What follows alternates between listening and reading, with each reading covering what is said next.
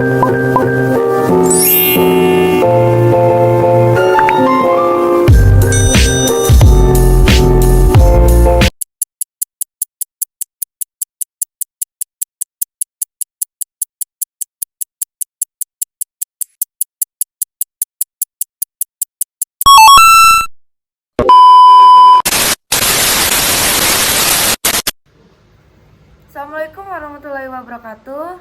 Hello everyone, let me introduce myself. My name is Silvani Kasiani, NPM 244111135, kelas MNG 24C, Prodi S1 Manajemen. Bab 2. Berpikir seperti seorang ekonom. A. Ekonom sebagai seorang ilmuwan. Para ekonom mencoba menyelesaikan masalah mereka dengan pendekatan ilmiah, seperti fisikawan dan ahli biologi dalam mempelajari dunia. Mereka menciptakan teori, bukti, dan mengoreksi kesalahan teori.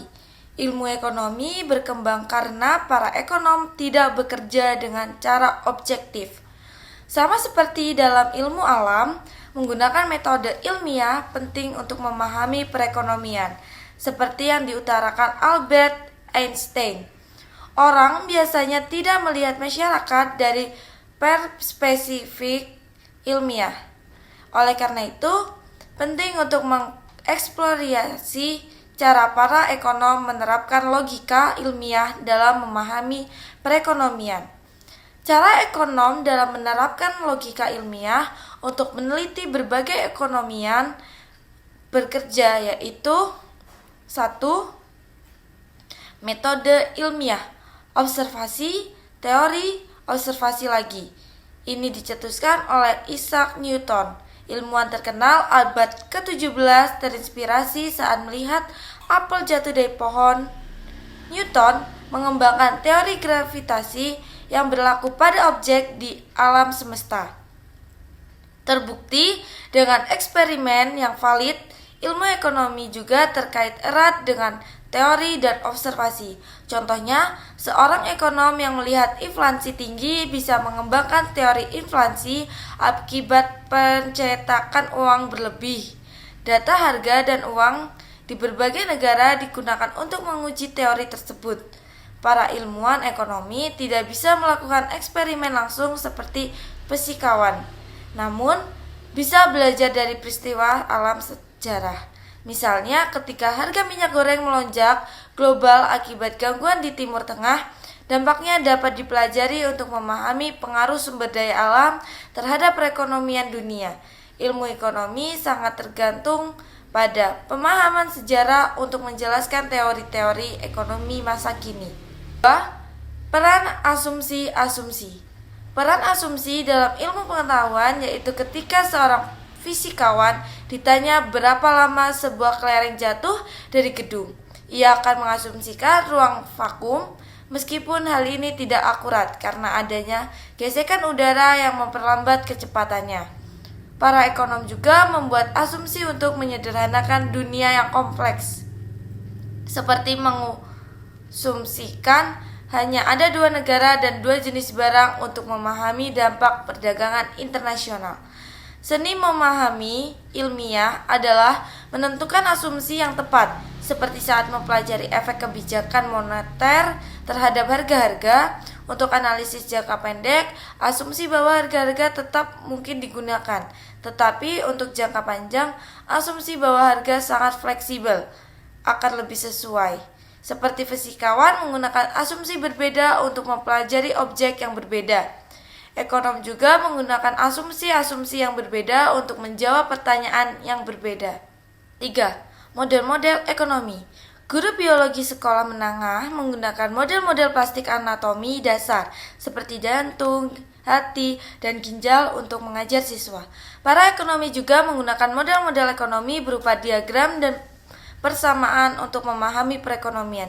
Seperti model biologi, model ekonomi juga menyederhanakan hal-hal yang penting dan mengabaikan yang kecil. Asumsi-asumsi digunakan dalam sesuai model baik dalam fisika, biologi maupun ekonomi untuk meningkatkan pemahaman kita terhadap suatu objek. 4. Model pertama, diagram aliran sirkuler perekonomian melibatkan jutaan orang dalam berbagai kegiatan seperti pembelian, penjualan, manufaktur, dan lainnya. Untuk memahami cara perekonomian digunakan model yang dapat menjelaskan bagaimana perekonomian diatur dan bagaimana interaksi antara rumah tangga dan perusahaan terjadi. Rumah tangga menjadi pembeli dalam pasar barang dan jasa, sementara perusahaan menjadi penjual. Di pasar, faktor produksi peran keduanya berkebalikan. Diagram aliran sirkuler menunjukkan hubungan antara rumah tangga dan perusahaan, serta aliran masuknya dan keluarnya, serta aliran uang yang disesuaikan. 5. Model kedua, batas kemungkinan produksi. Sebagian besar model ekonomi memanfaatkan perangkat matematika, dan salah satunya adalah batas kemungkinan produksi. Model ini menggambarkan perekonomian yang hanya menghasilkan dua jenis barang, yaitu mobil dan komputer, dengan menggunakan semua faktor produksi yang ada. Batas kemungkinan produksi adalah grafik yang menunjukkan berbagai kombinasi output mobil dan komputer yang dapat dihasilkan perekonomian berdasarkan ketersediaan sumber daya dan teknologis produksi. 6. Ekonomi mikro dan makro. Banyak subjek dipelajari pada berbagai tingkatan, misalnya biologi. Ahli biologi molekuler mempelajari senyawa-senyawa kimia yang membangun makhluk hidup. Ahli biologi sel mempelajari sel-sel yang dibangun oleh senyawa-senyawa kimia. Ilmu ekonomi juga dipelajari pada berbagai tingkatan. Kita dapat mempelajari keputusan rumah tangga dan perusahaan, interaksi rumah tangga dan perusahaan pada pasar, serta kinerja perekonomian secara keseluruhan. Ekonomi mikro mempelajari keputusan rumah tangga dan perusahaan secara ekonomi. Mikro mempelajari fenomena ekonomis secara luas. Keduanya berbeda meski erat terkaitan dalam analisis. B. Ekonom sebagai penasehat kebijakan. 1. Analisis positif versus analisis normatif. Analisis positif versus analisis normatif melibatkan perbedaan dalam bahasa yang digunakan oleh ilmuwan dan penasehat kebijakan. Pernyataan positif bersifat deskriptif mengenai berbagai dunia sebenarnya bekerja, sementara pertanyaan normatif bersifat memberikan pandangan mengenai bagaimana dunia seharusnya. Pernyataan positif dapat dinilai berdasarkan bukti dan fakta, sementara penilaian terhadap pernyataan normatif melibatkan nilai-nilai seperti etika dan filsafat. Kedua jenis pernyataan tersebut erat terkait, di mana analisis positif yang menunjukkan pengaruh upah minimum terhadap pengangguran dapat memunculkan rekomendasi normatif untuk kebijakan yang sesuai.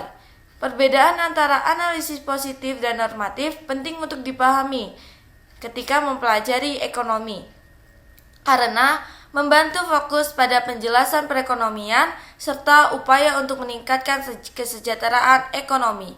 2. Para ekonom di Washington. Para ekonom di Washington seringkali menghadapi trade-off. Mereka menyadari bahwa meningkatkan efisiensi bisa berarti mengorbankan pemberataan. Kebijakan tertentu bisa memberikan manfaat pada generasi mendatang, namun kerugian generasi saat ini. Oleh karena itu, banyak ekonom menawarkan perspektif di satu sisi. Di sisi lain, saat memberikan saran kebijakan, Presiden Truman mencari unarmed economics agar tidak selalu mendengarkan jawaban ambivalen ini. Sejak 1946, Presiden AS mengandalkan saran Dewan Penasehat Ekonom yang terdiri dari para ahli ekonom. Peran para ekonom juga terlibat dalam berbagai departemen pemerintah US, seperti dalam penyusunan anggaran, kebijakan moneter, dan analisis pasar tenaga kerja. Pengaruh pemikiran ekonomi dalam kebijakan melebihi peran mereka dalam perekonomian global. 3. Mengapa nasihat dari para ekonom tidak selalu diikuti? Sebagian ekonom yang memberikan nasihat kepada presiden atau pemimpin ekonomi menyadari bahwa rekomendasinya tidak selalu diperhatikan. Frustasi yang disarankan oleh para ekonomi ini dapat dipahami karena pembuatan kebijakan ekonomi dalam kenyataannya berbeda dengan apa yang dijelaskan dalam teks ilmu ekonomi. Para penasehat ekonom memberikan masukan kepada presiden berdasarkan perspektif mereka, namun presiden harus mempertimbangkan juga saran dari penasehat lain seperti dari bidang komunikasi, media, logistik, politik, dan lainnya. Sebelum membuat keputusan akhir, proses ini kompleks, seringkali sulit sehingga tidak selalu semua rekomendasi dari para ekonom dapat dijalankan oleh pemerintah. Tetapi masukan dari para ekonom tetap penting dalam pembuatan kebijakan. 3. Mengapa nasihat dari para ekonom tidak selalu diikuti? Para ekonom sering tidak sepakat karena perbedaan dalam teori positif dan nilai-nilai normatif yang mereka pegang. Hal ini menyebabkan mereka memberikan pandangan dan saran yang saling bertentangan kepada pembuatan kebijakan seperti diungkapkan oleh George Bernard Shaw dan Presiden Ronald Reagan. 1. Perbedaan dalam penilaian ilmiah. Perbedaan abad lalu, para astronom bertengkar tentang apakah bumi atau matahari yang menjadi pusat tata surya. Para ahli meteorologi saat ini berdebat apakah pemasaran global sedang terjadi di bumi, dan alasannya, ilmu pengetahuan membantu kita memahami dunia di sekitar kita, adalah biasanya bahwa ilmuwan terkadang tidak setuju dalam mencari kebenaran. 2. Perbedaan dalam nilai. Bayangkan bahwa Peter dan Paula mengambil jumlah perintah kota. Untuk membayar biaya pemeliharaan sumur, pemerintah kota memberikan pajak kepada warganya. Peter memiliki pendapatan $100 dan membayar pajak $10.000. Peter memiliki pendapatan $100.000 dan membayarkan pajak $10.000 atau 10% dari pendapatannya. Paula memiliki pendapatan $20.000 dan membayarkan pajak $4.000 atau 20.000% dari pendapatannya. Apakah pajak yang dikenakan pada keduanya adil? Ini adalah contoh kebingungan yang dapat dihadapi dalam kebijakan publik karena nilai-nilai yang berbeda dari individu yang mempengaruhinya. 3. Persepsi versus realitas. Perbedaan pendapat ekonom dapat ditemukan karena penilaian ilmiah yang berbeda. Meskipun demikian, para ekonom saling menghormati. Dalam survei, kebijakan ekonomi mendapatkan dukungan oleh sebagian besar responden, meskipun kemungkinan tidak selalu berlaku untuk masyarakat umum. That's all the video for me. Thank you. Bye-bye. Wassalamualaikum warahmatullahi wabarakatuh.